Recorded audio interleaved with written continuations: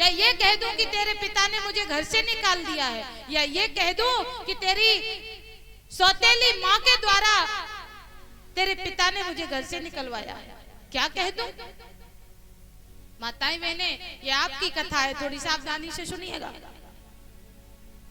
जब बच्चा समझदार हो जाए तो माताओं बहनों को सोच समझ के बच्चों के सामने बात करनी चाहिए, क्योंकि जो ऐसा आचरण आप करेंगी वैसा ही आपका बच्चा करेगा। इसीलिए कहा है बच्चे की प्रथम गुरु माता होती है, माता निर्माता भवती, माँ ही बच्चे की निर्माण करता होती है, जन्म से भी और कर्म से भी।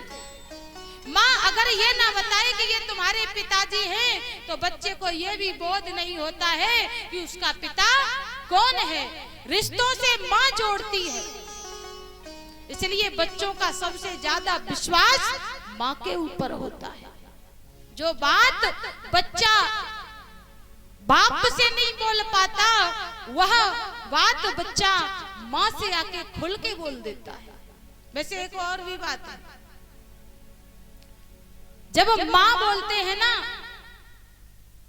तो मुंह खुल जाता है माँ, और जब बाप बोलते हैं तो बाप मुंह बंद हो जाता है।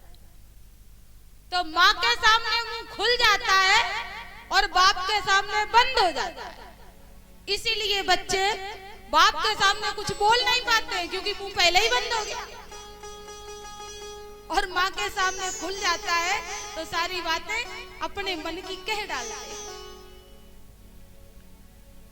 पिता का नाम पूछा, सुनीति ने बड़ी सावधानी से, सुनीति ने कहा कि अगर मैंने आज अपने बच्चे से झूठ बोल दिया